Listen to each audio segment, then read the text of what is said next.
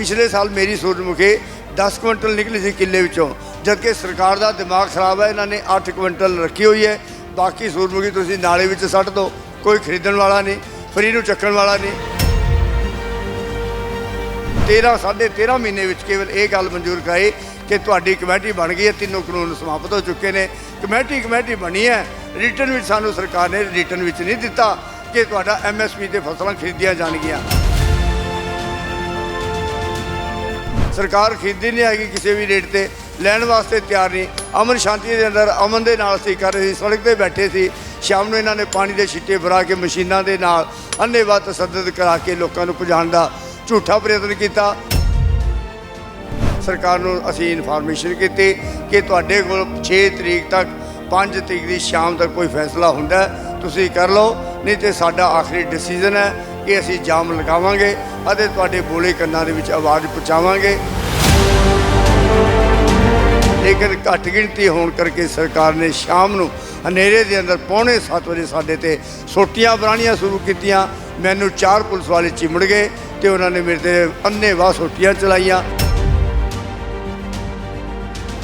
जिद्दां तुसीं देख रहे हो कि किसानां वल्लों धरना लगा दिता गया पक्के तौर पर कुरुक्षेत्र विखे नैशनल हाईवे ते, तां किसान इत्थे लगातार ਵੱਡੀ ਗਿਣਤੀ ਦੇ ਵਿੱਚ ਪਹੁੰਚ ਰਹੇ ਨੇ ਤੇ ਵੱਖ-ਵੱਖ ਆਗੂ ਭਾਸ਼ਣ ਦੇ ਰਹੇ ਨੇ ਤੇ ਸਾਡੇ ਨਾਲ ਨੇ ਕਿਸਾਨ ਨੇਤਾ ਹਰਚਰਨ ਸਿੰਘ ਜੀ। ਸਤਿ ਸ਼੍ਰੀ ਅਕਾਲ ਹਰਚਰਨ ਸਿੰਘ ਜੀ। ਸਤਿ ਸ਼੍ਰੀ ਅਕਾਲ ਜੀ। ਸਤਿ ਸ਼੍ਰੀ ਅਕਾਲ ਜੀ। ਹਰਚਰਨ ਜੀ, ਜਿੱਦਾਂ ਤੁਹਾਡੀ ਬਾਂਹ ਤੇ ਵੀ ਨਜ਼ਰ ਆ ਰਿਹਾ, ਜਿੱਦਾਂ ਇਹਨਾਂ ਦੀ ਬਾਂਹ, ਮੈਂ ਕੈਮਰਾਮੈਨ ਨੂੰ ਕਹੂੰਗਾ ਕਿ ਇਹਨਾਂ ਦੀ ਬਾਂਹ ਜੋ 6 ਤਰੀਕ ਨੂੰ ਪੁਲਿਸ ਵੱਲੋਂ ਲਾਠੀ ਚਾਰਜ ਕੀਤਾ ਗਿਆ, ਗੁਰਨਾਮ ਸਿੰਘ ਚੜੂਨੀ ਆਪਣੇ ਸਾਥੀਆਂ ਸਮੇਤ ਜੋ ਸੂਰਜਮੁਖੀ ਦੀ ਫਸਲ ਤੇ MSP ਦੀ ਮੰਗ ਕਰ ਰਹੇ ਸੀ, ਤਾਂ ਉਸ ਸਮੇਂ ਪੁਲਿਸ ਵੱਲੋਂ ਲਾਠੀ ਚਾਰਜ ਤਸ਼ੱਦਦ ਢਾਇਆ ਗਿਆ ਤੇ ਉਸ ਸਮੇਂ ਕਿਸਾਨਾਂ ਤੇ 307 ਦੇ ਪਰਚੇ ਵੀ ਪਾਏ ਗਏ, ਉਹਨਾਂ ਨੂੰ ਜੇਲ੍ਹ ਦੇ ਵਿੱਚ ਵੀ ਡੱਕਿਆ ਗਿਆ। ਤਾਂ ਤੁਸੀਂ ਇਸ ਦੇ ਬਾਬਤ ਕੀ ਕਹਿਣਾ ਚਾਹੋਗੇ ਜੀ? ਅਸੀਂ ਸ਼ਾਂਤੀਪੂਰਵਕ ਅੰਦੋਲਨ ਕਰ ਰਹੇ ਸੀ ਉਦਮ ਸਿੰਘ ਪਾਰਕ ਸ਼ਾਹਬਾਦ ਦੇ ਅੰਦਰ, ਤੇ ਅਸੀਂ ਪਹਿਲਾਂ ਵੀ 20 ਮਈ ਤੋਂ ਐਜੀਟੇਸ਼ਨ ਕਰਦੇ ਰਹੇ ਤੇ ਸਰਕਾਰ ਨਾਲ ਗੱਲਬਾਤ ਜੋੜਦੇ ਰਹੇ। लेकिन सरकार हर बार सानू झूठे आश्वासन देंदी रही कि तुहाडी सूरजमुखी 6400 रुपये खरीद ली जाएगी, लेकिन उन्हें ना 29 तरीक को खरीदी। असी 29 को फिर इकट्ठे होए, कहते 1 तरीक को खरीदांगे। DSP साहब ते नाले शाहबाद दे SDM साहब नाले DC साहब तीनों आए, लेकिन कोई गलबात नहीं हुई तो आश्वासन दे के चले गए। असी फिर 1 तरीक को इकट्ठे होए तो फिर फैसला लिया कि 2 को खरीदी जाएगी। उड़ीक करते रहे, साड़ी 2 तरीक को भी सूरजमुखी किसी ने मंडी विचों नहीं खरीदी। 2 तरीक को जो साडा एजीटेशन इकट्ठा होया उदम सिंह के अंदर 5000 बंदे असी इकट्ठे होए, असी फैसला लिया तो उन्होंने सरकार को कहा।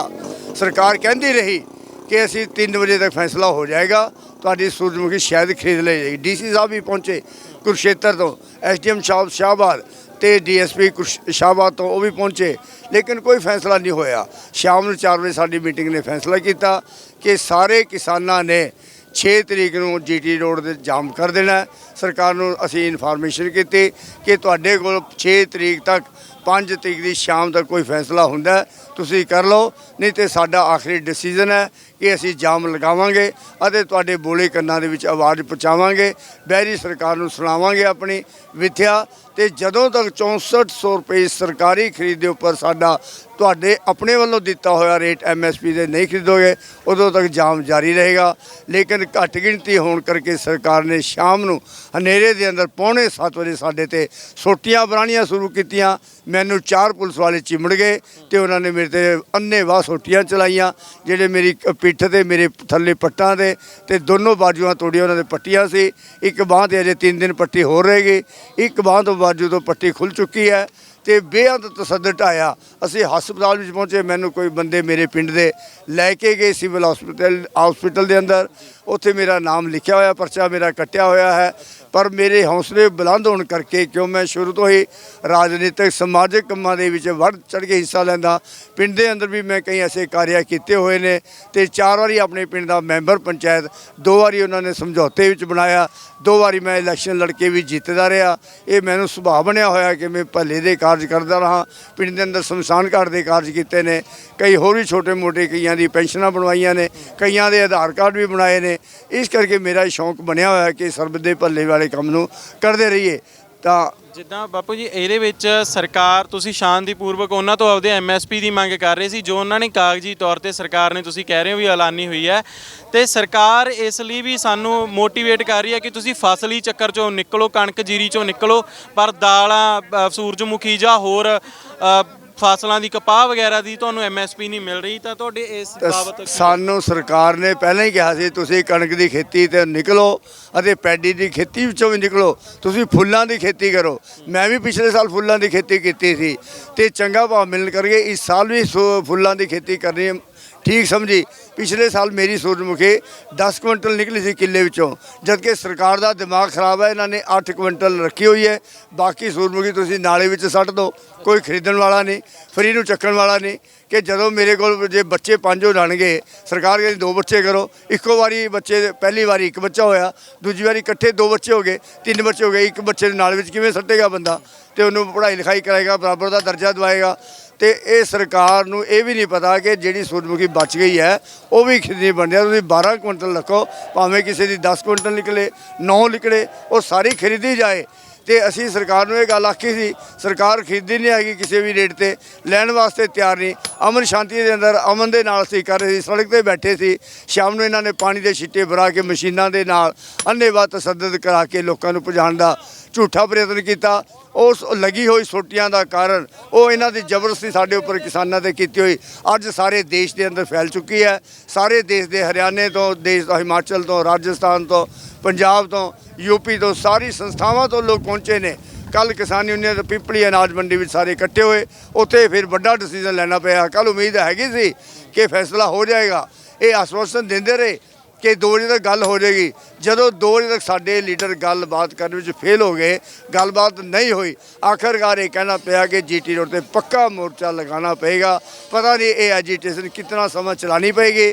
ਜਦੋਂ ਤੱਕ ਸਰਕਾਰ ਐਮਐਸਪੀ ਦਾ ਰੇਟ ਨਹੀਂ ਦਿੰਦੀ, ਉਦੋਂ ਤੱਕ ਇਹ ਐਜੀਟੇਸ਼ਨ ਇੱਥੇ ਜਾਰੀ ਰਹੇਗੀ। ਹੁਣ ਭਾਵੇਂ ਸਰਕਾਰ ਲਾਠੀ ਗੋਲੀ ਕੁਛ ਵੀ ਜਾਏ। ਕੱਲ ਮੈਨੂੰ ਕਈ ਸਿਪਾਹੀ ਮਿਲੇ ਸੀ, ਕਹਿੰਦੇ ਬਾਬਾ ਜੀ ਹੁਣ ਨਹੀਂ ਅਸੀਂ ਸੋਟੀਆਂ ਚਲਾਉਣੀਆਂ, ਹੁਣ ਅਸੀਂ ਤੁਹਾਨੂੰ ਨਹੀਂ ਮਾਰਦੇ। ਮੈਂ ਕਿਹਾ ਤੁਸੀਂ ਤਾਂ ਸਾਨੂੰ ਮਾਰੋਗੇ, ਪਰ ਅਸੀਂ ਮਰਨ ਤੋਂ ਡਰਦੇ ਨਹੀਂ ਹੈਗੇ। ਇਸ ਵਾਸਤੇ ਅਸੀਂ ਸੋਟੀਆਂ ਪਹਿਲੇ ਵੀ ਖਾਧੀਆਂ ਨੇ, ਹੁਣ ਵੀ ਸਾਨੂੰ ਇੱਥੇ ਰਹਿਣਾ ਪਏਗਾ। ਸਰਕਾਰ ਦਾ ਮੁਕਾਬਲਾ ਡਟ ਕੇ ਕਰਨਾ ਪਏਗਾ। ਐਮਐਸਪੀ ਦਾ ਪੂਰਾ ਰੇਟ ਜੋ ਸਰਕਾਰ ਨੇ ਐਲਾਨਿਆ ਉਹ ਲੈਣਾ ਪਏ। ਪਰ ਸਰਕਾਰ ਨੇ ਦੇਖੋ ਕੀ ਕੀਤਾ, ਅਗਲਾ ਰੇਟ ਵੀ ਦਿੱਤਾ 6760 ਰੁਪਏ। ਅਖਬਾਰ ਵਿੱਚ ਮੈਂ ਪੜ੍ਹਿਆ, ਕੁਛ ਵਧਾ ਦਿੱਤਾ। ਅਜੇ ਪਿਛਲਾ ਰੇਟ ਲਿਆ ਨਹੀਂ ਗਿਆ, ਅਗਲਾ ਰੇਟ ਪਹਿਲੇ ਰੱਖਦਾ ਵੋਟਾਂ ਲੈਣ ਵਾਸਤੇ। ਝੂਠ ਭਰਵਾ ਕੇ ਧੋਖੇ ਦੇ ਨਾਲ ਤਾਂ ਬਣੀ ਸਰਕਾਰ ਹੈ। ਧੋਖਾ ਇੱਕ ਵਾਰੀ ਜਿਵੇਂ ਤੁਹਾਨੂੰ ਮੈਂ ਸੁਣ ਰਿਹਾ ਸੀ ਭਾਸ਼ਣ ਤੁਸੀਂ ਦੇ ਰਹੇ, ਤੁਸੀਂ ਕਿਹਾ ਸੀ ਚੌਧਰੀ ਦੇਵੀ ਲਾਲ ਦੇ ਪੜਪੋਤਾ ਜੋ ਇਸ ਸਮੇਂ ਸਰਕਾਰ ਦਾ ਹਿੱਸਾ ਉਪ ਮੁੱਖ ਮੰਤਰੀ ਆ 5 ਸਾਲਾਂ ਤੋਂ, ਉਹਦੇ ਬਾਰੇ ਤੁਸੀਂ ਕਹਿ ਰਹੇ ਸੀ, ਤਾਂ ਉਹ ਵੀ ਸਾਡੇ ਦਰਸ਼ਕਾਂ ਨੂੰ ਦੱਸੋ, ਕਿਉਂਕਿ ਕਿਸਾਨ ਨੇਤਾ ਸੀ ਚੌਧਰੀ ਦੇਵੀ ਲਾਲ, ਜਿਨ੍ਹਾਂ ਨੇ ਕਿਸਾਨਾਂ ਲਈ ਕਾਫੀ ਕੁਝ ਕੀਤਾ। ਤੇ ਉਹ ਦੁਸ਼ਯੰਤ ਚੌਟਾਲਾ ਨੇ ਜੋ ਆਪਣੇ ਕਿਸਾਨ ਭਾਈਚਾਰੇ ਲਈ ਕੋਈ ਕਦਮ ਪੁੱਟੇ ਸਰਕਾਰ 'ਚ? ਦੁਸ਼ਯੰਤ ਚੌਟਾਲਾ ਨੇ ਆਪਣੇ ਕਿਸਾਨ ਭਾਈਚਾਰੇ ਨੂੰ ਡੋਬ ਦਿੱਤਾ ਹੈ, ਕਿਉਂਕਿ ਦੁਸ਼ਯੰਤ ਚੌਟਾਲਾ ਜਿਹੜੇ ਵਾਅਦੇ ਕਰਕੇ ਆਇਆ ਸੀ ਕਿ ਤੁਹਾਨੂੰ 5000 ਰੁਪਏ ਬੁਢਾਪਾ ਪੈਨਸ਼ਨ ਦਿੱਤੀ ਜਾਏਗੀ।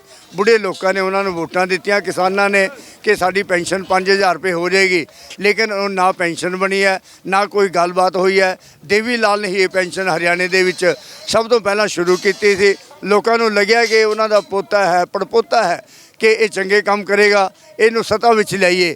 ਜੇਕਰ ਅੰਦੋਲਨ ਪਹਿਲਾਂ ਵੀ ਕੀਤਾ ਸੀ, ਜੇਕਰ ਉਸ ਅੰਦੋਲਨ ਦੇ ਅੰਦਰ ਇਹ ਅਸਤੀਫਾ ਦੇ ਕੇ ਹਰਿਆਣੇ ਦੀ ਵੈਂਟੀਲੇਟਰ ਤੇ ਪਈ ਸਰਕਾਰ ਨੂੰ ਖਤਮ ਕਰ ਦਿੰਦਾ ਤਾਂ ਗੱਲ ਖਤਮ ਹੋ ਜਾਣੀ ਸੀ, ਤਾਂ ਇਹ ਅਗਲੇ ਵਾਰੀ ਮੁੱਖ ਮੰਤਰੀ ਬਣਨ ਦਾ ਦਾਅਵੇਦਾਰ ਬਣ ਜਾਣਾ ਸੀ। ਲੋਕਾਂ ਨੇ ਇਹਨੂੰ ਸੀਐਮ ਦੇ ਅਹੁਦੇ ਤੱਕ ਲੈ ਕੇ ਜਾਣ ਦਾ ਮਨ ਬਣਾਇਆ ਹੋਇਆ ਸੀ, ਲੇਕਿਨ ਇਹਨਾਂ ਨੇ ਆਪਣੀ ਉਸ ਕਰਨੀ ਨੂੰ ਡੋਬ ਦਿੱਤਾ। ਹੁਣ ਇਹਦੇ ਉੱਪਰ ਕੋਈ ਭਰੋਸਾ ਨਹੀਂ ਕਰਨਾ, ਕਿਉਂਕਿ ਇਹਨੇ ਵੈਂਟੀਲੇਟਰ ਤੇ ਪਈ ਸਰਕਾਰ ਨੂੰ ਗਲੂਕੋਸ ਦੇ ਕੇ ਮਲਾਈਆਂ ਦੇ ਅਹੁਦੇ ਵਾਲੇ ਲੈ ਕੇ ਖਾਂਦੇ ਰਹੇ ਨੇ ਸਾਰੀ ਟੀਮ ਇਹਨਾਂ ਦੀ।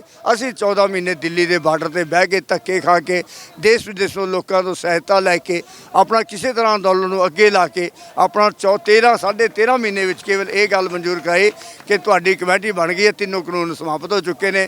ਕਮੇਟੀ ਬਣੀ ਹੈ, ਰਿਟਰਨ ਵਿੱਚ ਸਾਨੂੰ ਸਰਕਾਰ ਨੇ ਰਿਟਰਨ ਵਿੱਚ ਨਹੀਂ ਦਿੱਤਾ ਕਿ ਤੁਹਾਡਾ ਐਮਐਸਪੀ ਤੇ ਫਸਲਾਂ ਖਰੀਦੀਆਂ ਜਾਣਗੀਆਂ। ਜੇ ਰਿਟਰਨ ਵਿੱਚ ਦੇ ਦਿੰਦੇ ਅੱਜ ਸਾਨੂੰ ਸੜਕ ਤੇ ਬੈਠਣ ਦੀ ਲੋੜ ਨਹੀਂ ਸੀ, ਸਰਕਾਰ ਨੂੰ ਫਿਰ ਸਾਡੀ ਖਰੀਦ ਕਰਨੀ ਪੈਣੀ ਸੀ। ਤਾਂ ਹੁਣ ਦੇਵੀ ਲਾਲ ਦੇ ਪੋਤੇ ਉੱਪਰੋਂ ਜਨਤਾ ਦਾ ਵਿਸ਼ਵਾਸ ਉੱਠਿਆ ਹੋਇਆ। ਦੇਵੀ ਲਾਲ ਦੇ ਪੋਤੇ ਨੂੰ ਹਰਿਆਣੇ ਦੇ ਅੰਦਰ ਮੇਰੇ ਖਿਆਲਾਂ ਦੇ ਨਾਲ ਕੁਝ ਮਿਲਣ ਵਾਲਾ ਨਹੀਂ। ਜੇਜੀਪੀ ਤੋਂ ਸ਼ਾਹਬਾਦ ਤੋਂ ਬੰਦਾ ਵਿਧਾਨ ਸਭਾ ਵਿੱਚ ਖੜਿਆ ਸੀ, ਉਹ ਅਸੀਂ ਵੱਡੀਆਂ ਵੋਟਾਂ ਨਾਲ ਜਿਤਾਇਆ ਸੀ, ਇਸੇ ਕਰਕੇ ਕਿ ਸ਼ਾਇਦ ਕੋਈ ਗੱਲਬਾਤ ਬਣੇਗੀ, ਲੇਕਿਨ ਗੱਲਬਾਤ ਨਾਕਾਮਯਾਬ ਰਹੀ। ਅਸੀਂ ਕੁਝ ਵੀ ਉਹ ਕਹਿਣ ਵਾਸਤੇ ਤਿਆਰ ਨਹੀਂ ਹੈਗਾ ਬੰਦਾ, ਤੇ ਉਹਦੇ ਨਾਲ ਸਾਡੀ ਕੋਈ ਗੱਲਬਾਤ ਸਿਰੇ ਨਹੀਂ ਚੜੀ। ਸਾਨੂੰ ਬੜੀ ਪਰੇਸ਼ਾਨੀ ਹੋਈ ਹੈ। ਉਹਦੇ ਅਸੀਂ 45,000 ਵੋਟਾਂ ਤੋਂ ਹਰਿਆਣੇ ਦੇ ਅੰਦਰ ਇਤਨੀ ਵੱਡੇ ਲੈਵਲ ਤੋਂ ਜਿਤਾ ਕੇ ਸਾਡਾ ਵਿਧਾਇਕ ਜਿੱਤਿਆ ਹੋਵੇ, ਉਹ ਵੀ ਸਾਡਾ ਸਮਰਥਨ ਕਰਨ ਵਿੱਚ ਅਸਮਰੱਥ ਹੈ। ਉਹ ਵੀ ਠੋਕ ਕੇ ਗੱਲ ਨਹੀਂ ਕਹਿ ਸਕਦਾ ਕਿ ਭਾਈ ਲਾਠੀਆਂ ਪਹਿਲੇ ਜੇ ਮਾਰਨੀਆਂ ਨੇ, ਤੁਸੀਂ ਮੇਰੀ ਵਿਧਾਨ ਸਭਾ ਦੇ ਬੰਦਿਆਂ ਨੂੰ ਮਾਰਦੇ ਹੋ, ਹੁਣ ਤੈਨੂੰ ਵੋਟਾਂ ਨਹੀਂ ਮਿਲਣਗੀਆਂ। ਉਹ ਇਸੇ ਕਰਕੇ ਸਾਨੂੰ ਛੁੱਟੀਆਂ ਮਾਰੀਆਂ ਨੇ ਕਿ ਜੇਜੀਪੀ ਦਾ ਸੱਤਿਆਨਾਸ਼ ਇੱਥੋਂ ਕੀਤਾ ਜਾਵੇ ਹਰਿਆਣੇ 'ਚੋਂ। ਇਹ ਇਸੇ ਕਰਕੇ ਖੱਟੜ ਸਰਕਾਰ ਨੇ ਹਰ ਸ਼ਾਹਬਾਦ ਦੇ ਅੰਦਰ, ਇੱਥੇ ਸ਼ਾਹਬਾਦ ਜੋ ਹੈ ਆਲੂ ਤੇ ਸੂਰਜਮੁਖੀ ਦੇ ਪੈਡੀ ਦਾ ਘਰ ਹੈ। ਸਾਰੇ ਦੇਸ਼ ਵਿੱਚ ਸਭ ਤੋਂ ਜ਼ਿਆਦਾ ਜੇ ਪ੍ਰੋਡਕਸ਼ਨ ਹੁੰਦੀ ਹੈ 12 ਕੁਇੰਟਲ ਦਾ ਸੂਰਜਮੁਖੀ ਇੱਥੇ ਹੁੰਦੀ ਹੈ, ਤੇ 200 ਬੋਰੀ ਆਲੂ ਤਾਂ ਸ਼ਾਹਬਾਦ ਦੇ ਅੰਦਰ ਪੈਦਾ ਹੁੰਦਾ ਹੈ। 150 ਕੁਇੰਟਲ ਇੱਥੇ ਪਿਆਜ਼ ਪੈਦਾ ਹੁੰਦਾ ਹੈ।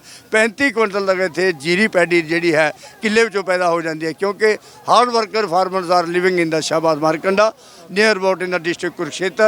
All are very well and good. They are doing hard work. Hard work is the key of success. ਉਹ ਸੋਚਦੇ ਨੇ ਕਿ ਅਨਪੜ੍ਹ ਕਿਸਾਨ ਨੇ, ਬਟ ਹੁਣ ਸਮਾਂ ਹੈਗਾ, ਹੁਣ ਕਿਸਾਨ ਅਨਪੜ੍ਹ ਨਹੀਂ ਹੈਗੇ। ਮੇਰੇ ਪੋਤੇ ਪੜ੍ਹ ਚੁੱਕੇ ਨੇ। ਮੈਂ ਤਾਂ ਹਾਈ ਸੈਕੰਡਰੀ ਦਾ ਪੁਰਾਣਾ ਬੰਦਾ ਹੈਗਾ, ਪੜ੍ਹਿਆ ਹੋਇਆ ਪੁਰਾਣੇ ਜ਼ਮਾਨੇ ਦੇ।